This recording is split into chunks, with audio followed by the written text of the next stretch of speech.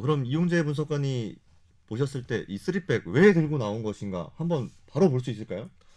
일단 네, 저는 네, 쓰리백을 들고 나왔다는 것 자체에서 네, 저번 주에 말씀드렸던 것처럼 사우디아라비아도 경기를 주도를 하려고 하는 팀이기 때문에 음, 조금은 전반전에 지키고 후반전에 승부를 보려고 한 것이 네, 아닌가라는 생각이 들긴 했었는데요. 네, 네, 근데 막상 경기를 보다 보니까 좀 의구심이 드는 장면들이 네. 많이 있었습니다.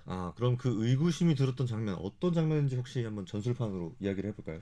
일단 공격 형태는 차후에 얘기하고 네, 수비에 있어서 좀 먼저 아, 말씀을 드리면 네, 수비 쪽에서 먼저 조금 의구심이 들었다. 네, 네, 상대 사우디는 네, 공격할 때 3-1, 4-2 음, 형태의 공격 진영을 갖춘 팀입니다. 네, 그래서 저희는 5-2-3 형태로 수비를 진행했는데 네, 내려서서 수비를 할 때는 사실 큰 문제가 안 됩니다. 어, 이렇게 내려서서 하프라인에서 네, 미들블럭을 치고 네, 이쪽 라인에서 수비를 한다고 생각하면 네, 크게 문제가 되지 않는데 네, 문제는 전반전에 만약 저희가 상대를 좀 더 뛰게 만들고 체력적으로 후반전에 우위를 점해서 경기를 풀어나가겠다라는 생각이었으면 네. 전반전에도 의도하지 않은 압박들 장면들이 좀 많이 나왔다고 생각을 하는데요. 오히려 대한민국이 압박을 하는 게 문제였다. 네, 네, 5-2-3 형태로 압박을 하게 되면 네. 굉장히 수적으로 불리한 상황이 많이 생기긴 합니다. 그쵸. 왜냐하면은 이 뒤쪽에 숫자가 많으니까. 네, 네, 그리고 5-2-3 형태로 수비를 했을 때 네, 저희 윙포드들이 이제 손흥민 선수와 네, 같은 위치에서 수비를 하게 됐는데 네, 네, 자연스럽게 이렇게 3백을 한 명씩 마크할 수 있는 네, 장점은 생겼지만 네. 미드필더 선수들이 아, 상대적으로 3명의 네, 미드필더를 막아야 되다 보니 어, 체력 소모가 굉장히 클 수밖에 없는 네, 그런 수비 형태를 들고 나왔습니다. 실제로 아, 경기 장면을 몇 번 보시면 네, 이런 형태로 수비를 하기 때문에 이 측면 공간들을 네. 전부 다 미드필더 선수들이 커버해야 되는 경우가 생기거든요. 지금 이 전 작전 판상으로 봐도 이 5명의 선수를 2명이서 막아야 되는 상황이네요. 네, 그렇죠. 네, 보통 이렇게 5-2-3으로 압박을 할 경우에는 네, 아니면 수비 라인을 아주 높게까지 올려서 음, 이 공간들을 윙백들이 커버할 수 있게 하는 방법이 있는데 네, 저희 대표팀의 수비 라인은 실제로 그렇게 높지 않았습니다. 그러다 아, 보니까 네, 지금 이 양쪽 미드필더에 있는 네, 선수들이 네, 볼을 조금 비교적 자유롭게 네, 네, 받을 수 있는 상황이 많이 생겼기 때문에 네, 네, 오히려 압박을 나갔을 때 네, 더 주도권을 내주는 형태를 음. 많이 보여줬던 것 같습니다. 그렇군요. 그럼 어떻게 보면 수비진과 이 공격진이 한 마음이 아니었다 이렇게 봐도 되겠나요?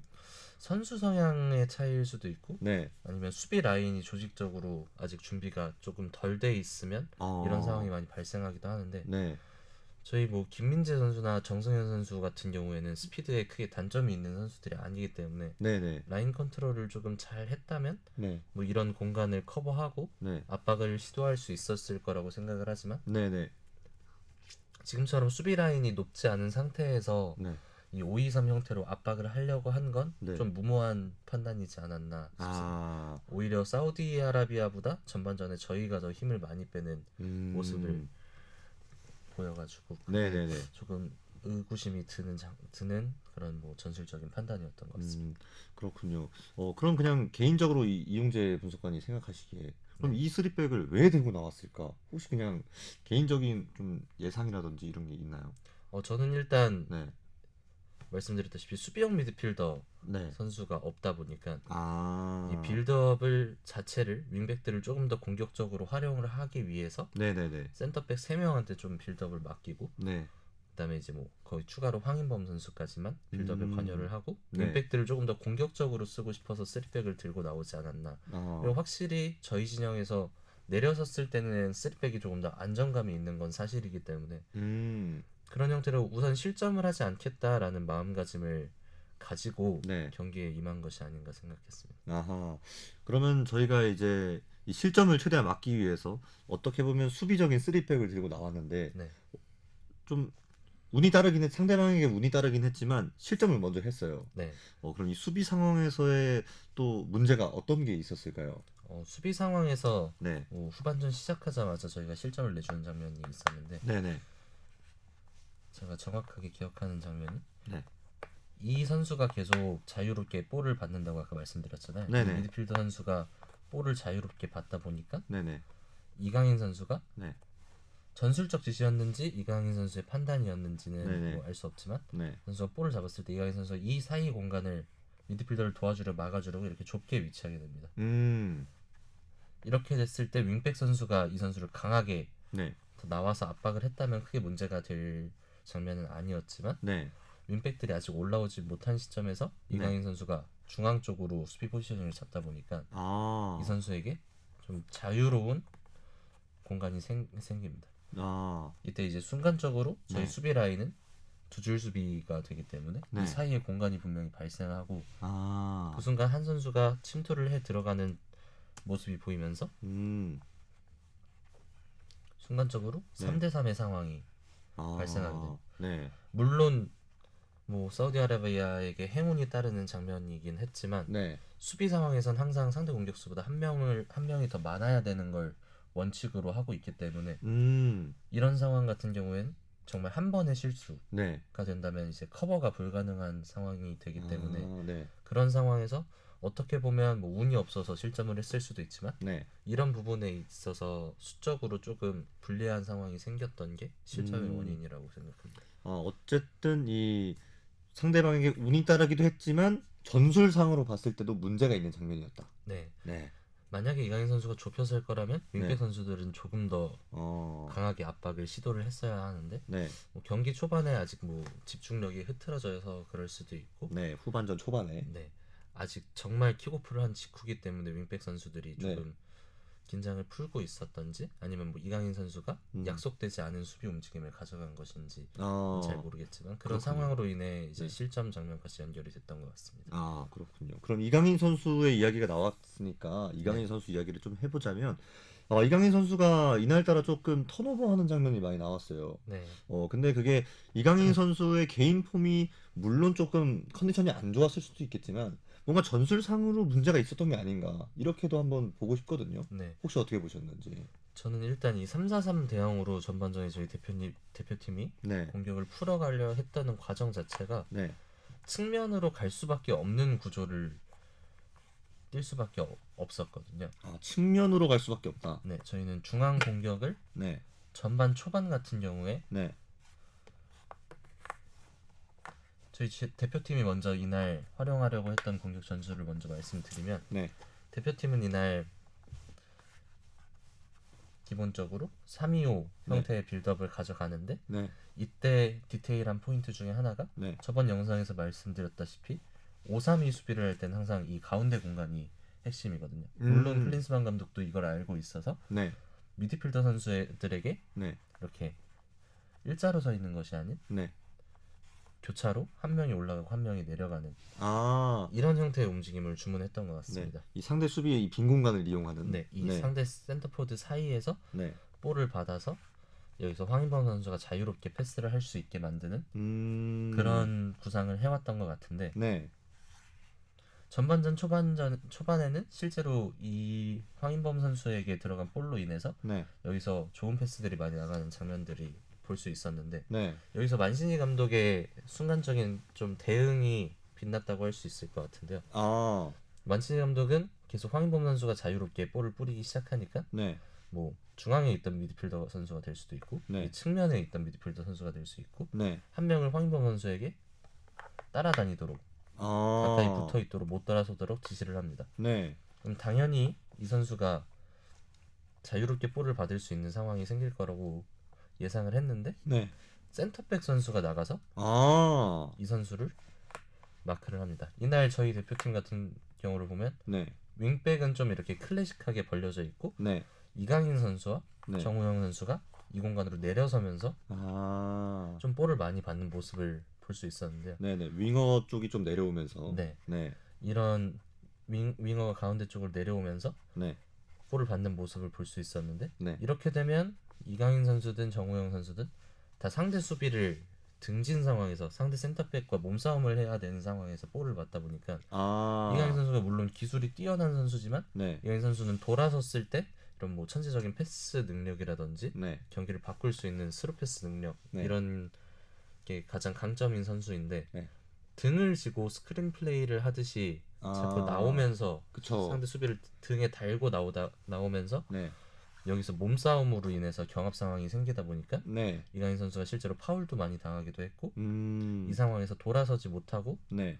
여기서 턴오버가 나오는 경우가 굉장히 많았던 것 같습니다. 아, 그럼 이 만치니 감독의 어떤 전술 변화, 좀 즉각적인 전술 변화 때문에 이강인 선수가 막혔다. 이렇게 볼 수 있겠네요. 네, 그런 대처를 굉장히 잘했다고 생각을 하고요, 만치니 네, 감독이. 네, 그래서 전 클린스만 감독한테 좀 아쉬웠던 게 네. 상대가 전반 30분쯤부터 이런 형태로 수비를 하기 시작했습니다. 제가 봤을 때 25분에서 30분 사이부터 네, 만치니 감독이 이런 주문을 한 것 같은데 네.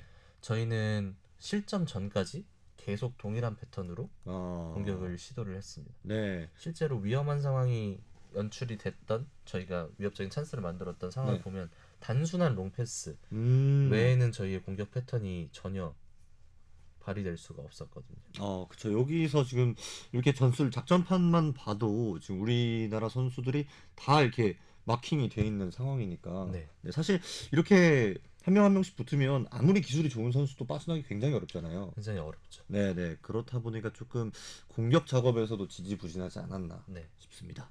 네, 이렇게 이강인 선수에 대해서 이강인 선수가 왜 이 경기에서 부진했냐 이 부분에 대해서 좀 얘기를 해봤는데 네. 그럼 이제 이강인 선수를 넘어서 좀 더 공격 진영이 왜 부진했냐 이런 이야기를 좀 해보고 싶어요. 네. 네, 그래서 전반전에도 그렇고 이제 후반전 좀 지나서도 그렇고 이 공격진이 굉장히 고립되는 모습이 많이 나왔거든요. 그렇죠. 이런 부분은 어떤 전술적인 문제가 있었는지 한번 살펴볼까요? 네. 네, 일단 아까 말씀드렸다시피 이런 형태로 네. 잡히기 시작한 다음부터 네, 저희의 루트는 하나밖에 생기지 않습니다.